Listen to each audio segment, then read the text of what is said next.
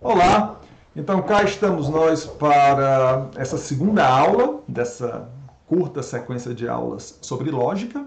Então, como eu adiantei na primeira aula, o meu objetivo nessa segunda aula é explicar alguns dos conceitos mais básicos dessa área, dessa disciplina que nós chamamos lógica. E eu começo por aquilo que eu classifiquei como o objeto central de estudos da lógica, que é o argumento. Então, o que é um argumento? Então, eu vou tentar responder essa pergunta primeiro mostrando 4 exemplos de argumentos. Então, aí eu tenho um primeiro, que é um exemplo que nunca falta em nenhum livro introdutório, em nenhuma aula introdutória de lógica. Todos os homens são mortais, Sócrates é homem, portanto, Sócrates é mortal. Isso é um exemplo de argumento. Um segundo exemplo de argumento: para possuir título de eleitor é necessário ser maior de 16 anos. João possui título de eleitor, portanto, João é maior de 16 anos. É um segundo argumento. Um segundo exemplo de argumento, perdão. Um terceiro exemplo: até onde a história da civilização nos diz, nunca houve um dia em que o sol não tenha nascido. Até onde a nossa lembrança nos diz, o sol tem nascido todos os dias, portanto, amanhã o sol nascerá. Terceiro exemplo de argumento. E um quarto e último exemplo: se uma determinada entidade é experienciada por todos ou quase todos os membros de uma comunidade, então essa entidade existe. Na história da humanidade, apenas um número extremamente reduzido de pessoas proclamou ter experienciado Deus. Não é verdade, então, que Deus tenha sido experienciado por todos ou quase todos os membros das mais diversas comunidades existentes na história da humanidade, portanto, Deus não existe. Então, em função disso, né, baseado nesses 4 exemplos, eu posso dizer que um argumento é basicamente um conjunto de premissas de um lado, né, e uma conclusão do outro lado. Por exemplo, nesse exemplo 4 aqui, eu tenho essas 4 premissas e essa conclusão, que Deus não existe. Ou então, para pegar um exemplo mais simples, né? Vamos pegar o exemplo de Sócrates. Aqui eu tenho a primeira pergunta, a primeira premissa: Sócrates todos os homens são mortais, me perdoem. Segunda premissa: Sócrates é homem, portanto, o que vem depois seria a conclusão: Sócrates é mortal. Então, esse exemplo aqui é o exemplo de um argumento que tem 2 premissas e uma conclusão. Então, basicamente, pessoal, isso é um argumento, tá? Argumento é um par ou uma entidade composta por 2 elementos, onde o primeiro desses elementos é um conjunto de premissas, tá? E o segundo elemento é uma conclusão. No entanto, não é apenas isso, tá certo? Além disso, deve haver o que nós chamamos de relação inferencial entre premissas e conclusão. Ou falando de outra forma, as premissas devem suportar, de alguma forma, a conclusão. Ou falando ainda de outra forma, a veracidade das premissas deve implicar, deve suportar a veracidade da conclusão. Por exemplo, nesse exemplo 1 aí, se é verdade que todos os homens são mortais e se é verdade que Sócrates é homem, então também vai ser verdade que Sócrates é mortal. Então, a veracidade das 2 premissas, ela suporta ou implica a veracidade da conclusão. Então isso é o que nós chamamos de relação inferencial, que existe uma relação inferencial entre premissas e conclusão. E que relação é essa? Que as premissas implicam, as premissas suportam a conclusão. Ou ainda falando de outra forma, a veracidade da conclusão pode ser derivada a partir da veracidade das premissas. Então isso basicamente é um argumento, tá bom? Mas eu devo adiantar algo muito importante, que eu vou elaborar daqui a pouco, é que um argumento, na verdade, em um bom argumento, as premissas devem implicar a conclusão. Mas a gente sabe que existem argumentos que não são bons, argumentos ruins, argumentos inválidos. Então, em argumentos inválidos, essa relação de suporte inferencial muitas vezes não acontece. Então, nesse sentido, eu digo que um argumento é um conjunto de premissas e conclusão, onde supostamente existe essa relação inferencial entre premissas e conclusão. Eu digo supostamente porque, em muitos casos, essa relação inferencial, como nós vamos ver, não acontece, mas mesmo assim se trata de um argumento. Esse ponto, eu espero, vai ficar mais claro daqui a pouco. Ok, 2 outros conceitos importantes são os conceitos de argumentação e raciocínio. Então muitas vezes a argumentação é usada como sinônimo de argumento, porém não se trata da mesma coisa, tá bom? Aqui eu posso definir uma argumentação como basicamente um conjunto de argumentos, visando o estabelecimento de uma ou mais teses. Então é como se uma argumentação fosse 2, 3, 4, né? Uma quantidade significativa de argumentos que se encadeiam de forma a suportar uma tese específica. E como é esse encadeamento? Bom, por exemplo, você pode ter a conclusão de um argumento aparecendo como premissa de um outro argumento, porque pode ser que a minha tese ela seja complexa a tal ponto de não poder ser estabelecida apenas com um argumento. Eu vou precisar de mais argumentos, eu vou precisar de um encadeamento de argumentos. Então isso é o que a gente chama de argumentação, tá? E em geral, uma argumentação ela contém talvez não apenas argumentos, mas exemplos, contra-exemplos, situações hipotéticas e assim por diante. Então a argumentação é uma estrutura linguística, tá bom? Uma entidade linguística estruturada, como eu coloquei aqui, que tem esse objetivo básico, né? Estabelecer uma ou mais teses, uma ou mais posições, tá bom? Então eu vou dar exemplo de argumentação, eu acho que na aula 3, mas aqui a gente tem pelo menos uma definição geral de o que é argumentação e uma distinção básica entre argumentação e argumento. Que distinção é essa? Que argumentos fazem parte de uma argumentação. Ou falando de outra forma, uma argumentação é composta por um ou mais argumentos, entre outras coisas. Ok, um outro conceito que muitas vezes é usado quando a gente tenta explicar o que é lógica é o conceito de raciocínio. Muitas vezes a lógica é colocada como sendo a disciplina que estuda o raciocínio ou algo próximo disso. Só que a palavra raciocínio, o conceito de raciocínio, ele tem um viés psicológico, é algo que supostamente acontece dentro da nossa cabeça, né? A lógica não necessariamente, né? Tanto que é um ponto que foi enfatizado sobremaneira, né, e aceito pela maioria dos lógicos, é que a lógica não é uma disciplina psicológica. Né? Em que sentido ela não seria uma disciplina psicológica? Aí eu não vou poder me debruçar sobre isso por conta do tempo. Tá certo? Mas de fato, a lógica é estudada em filosofia, né? Psicologia é estudada em psicologia. Né? Então essa distinção é importante porque é um desejo, né?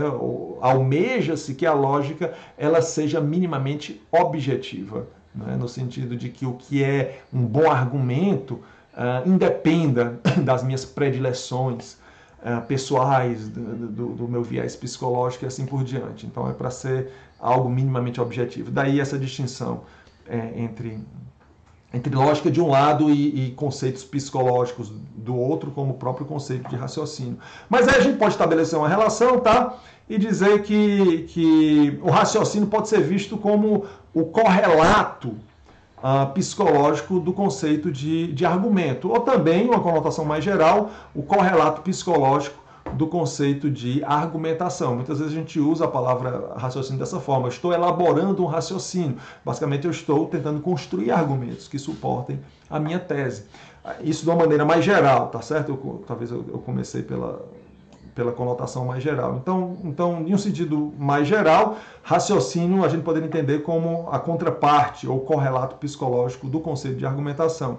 Mas no sentido mais específico, a palavra raciocínio também é usada no sentido de argumento. Muitas vezes a gente coloca um argumento como sendo um raciocínio. A gente está conversando com outra pessoa, a pessoa nos apresenta o argumento, aí eu digo, não entendi muito bem o teu raciocínio, não entendi muito bem a tua argumentação.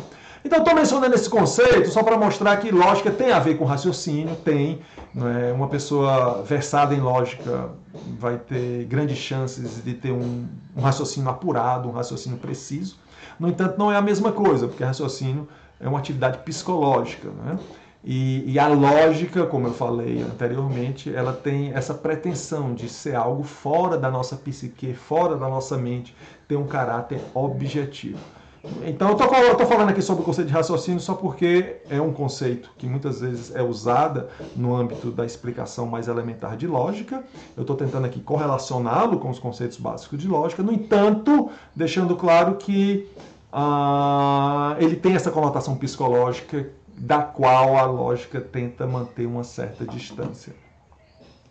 Ok, agora uma distinção mais importante para nós, tá certo? A distinção entre argumento válido e inválido. Essa é a distinção, uma das distinções mais cruciais da lógica. E aqui eu tenho dois exemplos, tá bom? O primeiro exemplo, na verdade, é uma modificação do primeiro exemplo, por isso que eu coloquei exemplo barra, né? Ou linha. Exemplo 1, linha. Se Sócrates é homem, então Sócrates é mortal. Sócrates é homem, portanto Sócrates é mortal. E aqui eu tenho uma modificação do segundo exemplo. Se João possui título de eleitor, então ele é maior de 16 anos. João possui título de eleitor, portanto João é maior de 16 anos. Ok. Então, aqui são dois exemplos de argumentos válidos. Por que eu coloquei esses dois exemplos? Porque, a despeito do fato de que o conteúdo deles é bem diferente, né? O primeiro argumento fala sobre mortalidade, né? O fato de um determinado indivíduo ser homem ou ter sido homem e consequentemente, ele também possui a propriedade de ser mortal e assim por diante. O segundo exemplo fala sobre o sistema eleitoral brasileiro, ou seja, assuntos completamente diferentes. No entanto, tem algo de semelhante entre esses dois argumentos, que é o que nós chamamos de forma lógica, né? Se nós substituirmos Sócrates é homem por alfa, Sócrates é mortal por beta, né? Fizermos essa substituição, onde tem Sócrates é homem, nós colocarmos alfa, e Sócrates é mortal, onde tiver Sócrates é mortal, nós colocarmos beta, nós vamos obter isso daqui. Se alfa, então beta, alfa, portanto beta. Que é a mesma coisa que vai acontecer se nós substituirmos. No exemplo 2, João possui título de eleitor por alfa e ele é maior de 16 anos, nós substituímos isso por beta. Nós vamos obter a mesma estrutura, o mesmo esqueleto para os dois argumentos. Então, em função disso, nós dizemos que os exemplos 1 linha e 2 linha possuem a mesma forma lógica. E por que isso é importante? Porque quando nós olhamos para essa forma lógica, né, se alfa, então beta, alfa, portanto beta, nós concluímos imediatamente que esse argumento é válido, ou seja, esse argumento esqueleto aqui, né? E, consequentemente, qualquer argumento obtido a partir dele. Ou seja, se eu pegar esse argumento esqueleto aí que está marcado, né, substituir o alfa por qualquer coisa e o beta por qualquer coisa, eu vou obter um argumento válido. Né? Vocês podem fazer esse exercício em casa, tá? Pegue o alfa, substitui por qualquer frase. Mas o que você substituir aqui, na primeira premissa, você tem que substituir também na segunda. Tem que ser uma substituição uniforme. E substitua o beta por qualquer coisa, qualquer frase que você quiser. O resultado vai ser um argumento válido. Qual a moral disso? A moral disso é que o que torna um argumento válido não é o conteúdo do argumento, mas a forma, mas a estrutura de um argumento. É por conta disso que a lógica muitas vezes é chamada de lógica formal. Por que lógica formal? Porque como o que interessa para um argumento ser válido ou não é a forma do argumento, é isso que eu estou tentando mostrar para vocês, a forma, a estrutura, o esqueleto de um argumento é o que importa para ele ser válido ou não, é isso que a lógica tem que estudar. Então a lógica estuda a forma ou a estrutura dos argumentos, em detrimento do seu conteúdo.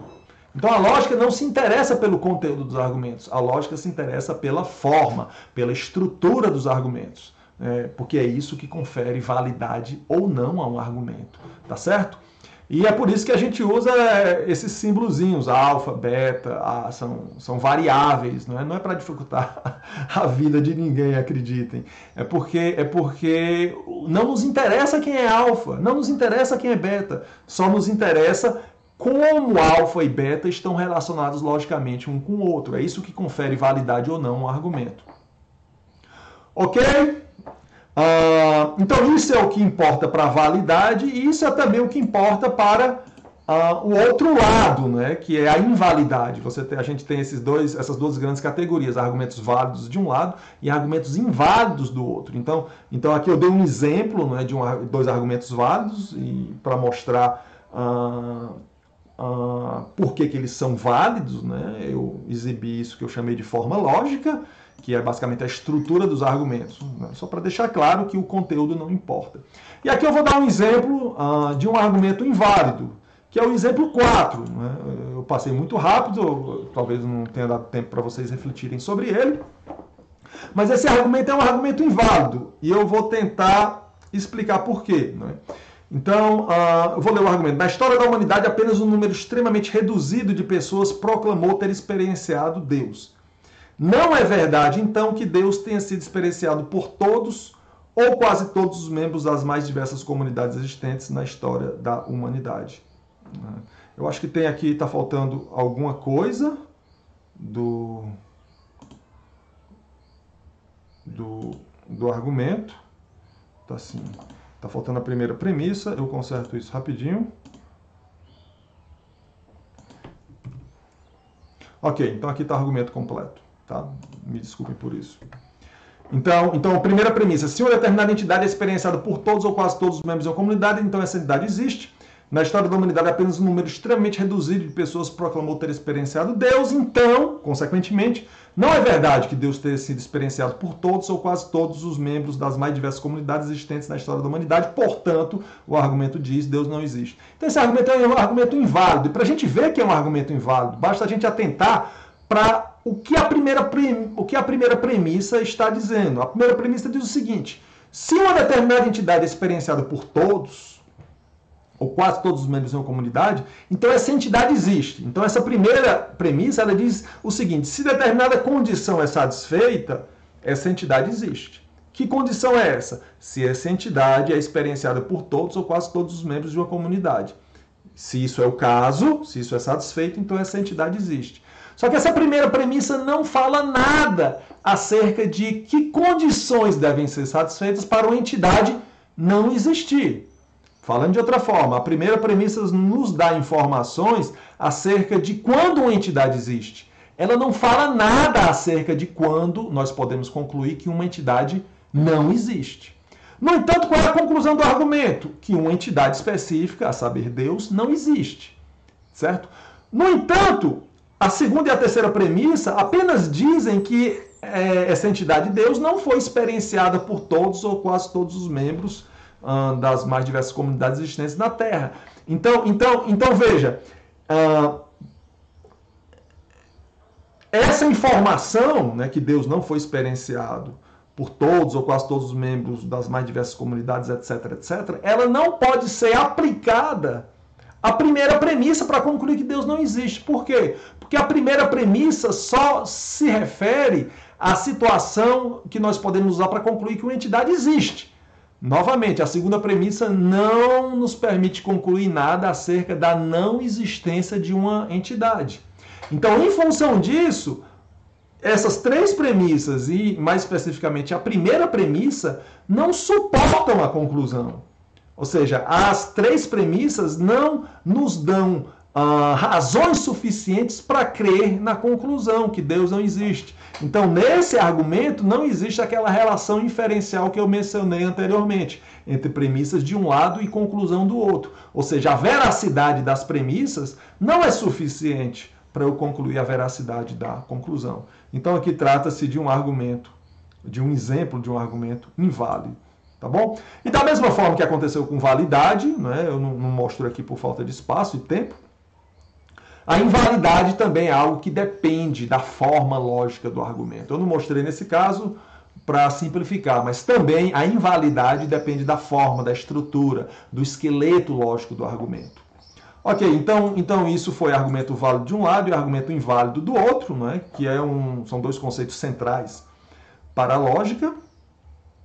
Dois conceitos também centrais para a lógica dizem respeito à natureza dessa relação inferencial que existe entre premissas e conclusão. E para explicar isso, eu menciono primeiro o primeiro exemplo.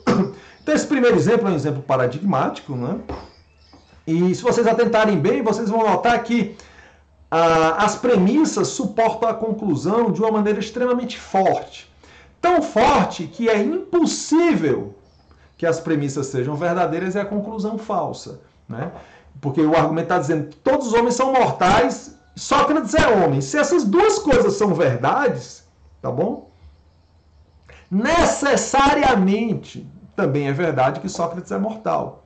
Ou seja, não é possível uma situação na qual premissa 1 e premissa 2 sejam verdadeiras e a premissa 3 seja falsa. Então, esse é o tipo de relação que nós chamamos de relação dedutiva. É uma relação de necessidade. Em um argumento dedutivo, a veracidade das premissas implica necessariamente a veracidade da conclusão. O que não acontece no exemplo 3. Né? Então, o exemplo 3, ele diz o seguinte: até onde a história da civilização nos diz, nunca houve um dia em que o sol não tenha nascido. Bacana. Até onde a nossa lembrança nos diz, o sol tem nascido todos os dias. Bacana. A partir disso, eu concluo que amanhã o sol vai nascer. Mas será que é impossível uma situação na qual premissa 1 e premissa 2 sejam verdadeiras, ou seja, até onde a história da civilização nos diz, o sol nunca deixou de nascer, até onde a lembrança me diz, o sol sempre tem nascido. Será que é impossível uma situação na qual essas duas premissas são verdadeiras e a conclusão é falsa? Bom, claramente é possível. Eu posso conceber, por exemplo, a situação onde, não sei, um asteroide gigantesco colidir com a Terra e amanhã nós não vamos mais ver o Sol nascer, não sei, talvez porque esse asteroide tirou o planeta Terra da sua órbita ou algo parecido. Então é no mínimo concebível, ou seja, é possível, teoricamente, que o Sol não nasça amanhã. Então a moral da história é que a veracidade das premissas não implica necessariamente a veracidade da conclusão. No entanto, não é absurdo dizer que a veracidade das premissas confere algum grau de legitimidade à veracidade da conclusão. Ou, falando de outra forma, faz sentido dizer que a veracidade das duas premissas implica talvez não a veracidade da conclusão, mas a probabilidade da conclusão. Então, talvez nesse sentido, o mais correto seja nós dizermos que, portanto, provavelmente o Sol nascerá amanhã. Então, esse é um tipo de relação inferencial que nós chamamos de relação inferencial indutiva, em contraste com dedutivo. Então, o que é uma relação inferencial indutiva? Ou o que é um argumento indutivo? É um argumento no qual as premissas não implicam necessariamente a veracidade da conclusão, mas implicam apenas a sua probabilidade, a sua razoabilidade, a sua plausibilidade. Então aqui eu vou dizer que provavelmente o Sol nascerá amanhã, é razoável que o Sol nasça amanhã, é plausível que o Sol nasça amanhã, mas não que é certo que o Sol nasça amanhã. Então essa é uma distinção muito importante, argumentos dedutivos de um lado e argumentos indutivos do outro. Eu devo frisar que o termo argumento indutivo ou lógica indutiva é usado com uma multiplicidade de significados também, tá bom? Então vocês vão encontrar em livros argumentos indutivos significando outra coisa, tá certo? Outras coisas, e eu não vou elaborar sobre essas outras coisas por falta de tempo, mas essa definição que eu dei é a definição mais padrão, mais aceita, tá certo? Em relação ao argumento dedutivo, não. Argumento dedutivo é isso que eu expliquei para vocês. E por fim, a última distinção, que é uma distinção muito importante, tá? Argumentos corretos de um lado versus argumentos incorretos do outro. Então, é uma distinção muito simples de entender. O que é um argumento correto? Um argumento correto é um argumento válido cujas premissas sejam verdadeiras. Então, isso é um argumento correto, tá bom? E o que é um argumento incorreto? É um argumento que não é correto, obviamente. E aí você tem duas opções para um argumento não ser correto. Ou é um argumento inválido, ou é um argumento válido com, no mínimo, uma das premissas falsas. Porque, veja, o que é um argumento correto? É um argumento que é válido, ou seja, que tem essa relação inferencial, que as premissas suportam a conclusão, de fato, não é? Mas todas as premissas são verdadeiras, não é? Ou são conhecidamente verdadeiras, nós sabemos que elas são verdadeiras. Né? O argumento incorreto já vai ser um argumento que fere uma dessas duas condições. Ou ele não é válido, ou nem todas as suas premissas são verdadeiras, ou seja, no mínimo uma de suas premissas é falsa. Então aqui eu vou dar um exemplo de um argumento incorreto, tá certo? E aí ele vai nos ensinar uma lição muito importante. Todo peixe é um ser aquático, golfinhos são peixes, portanto, golfinhos são seres aquáticos. Então, veja. Bom, primeiro, uma dessas premissas é falsa, né? Golfinhos não são peixes, como sabemos, golfinhos são mamíferos. No entanto, esse argumento é um argumento válido, né? Por mais surpreendente que pareça. Por quê? Porque existe essa relação inferencial entre premissas e conclusão que eu mencionei. Ou, falando de outra forma, se premissa 1 e premissa 2 do argumento são verdadeiros, a conclusão também vai ser. Então, se, ou falando de outra forma, é impossível que as premissas sejam verdadeiras e a conclusão falsa. Ou em toda e qualquer situação, por mais hipotética que seja, tá? Em toda situação hipotética na qual todo peixe é ser aquático é verdade e na qual golfinhos são peixes é verdade, nessas situações, golfinhos são seres aquáticos também vai ser verdadeiro. Então, em função disso, esse argumento é um argumento válido. A veracidade das premissas implicam a veracidade da conclusão. No entanto, não é um argumento correto. Por quê? Porque a segunda premissa é falsa. A segunda premissa é falsa, apesar da primeira premissa ser verdadeira e apesar da conclusão ser verdadeira também. Então, a moral que esse argumento nos ensina é que veracidade factual, o que é de fato verdadeiro no mundo, não importa para validade. Tá bom? Na hora de nós decidirmos se um argumento é válido ou não, válido, tá bom? Estou falando de válido, que é diferente de correto. Na hora de nós decidirmos se um argumento é válido ou não, não nos importa saber se as premissas são verdadeiras de fato no mundo. O que é que importa? O que importa é saber se o seguinte condicional é verdadeiro. Se as premissas fossem verdadeiras, a conclusão também seria. Isso é o que importa para um argumento ser válido ou não, tá bom?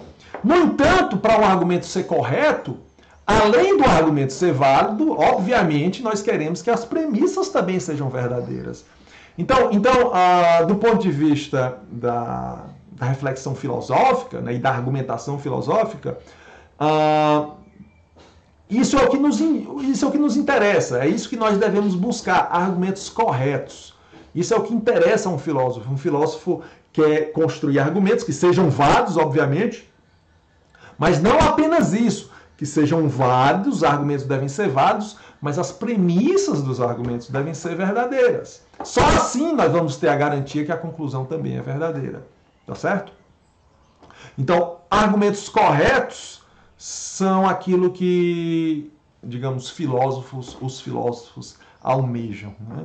Então, em um certo sentido, nós podemos dizer que é o conceito mais importante, o conceito de argumento correto. Mas eu devo salientar que, do ponto de vista da lógica, enquanto disciplina, a lógica estuda validade versus invalidade, né?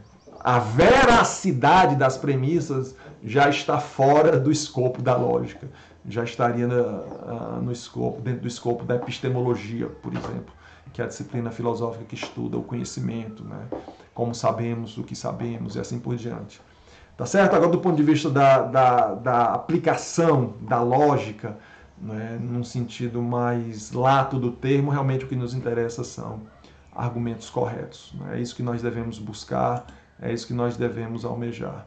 Então, eu finalizo aqui essa segunda aula. E aí, na terceira aula, eu vou tentar usar esses conceitos para falar sobre o que a lógica nos diz acerca do que nós devemos fazer em termos de argumentação e aquelas coisas que nós devemos evitar, que não devemos fazer.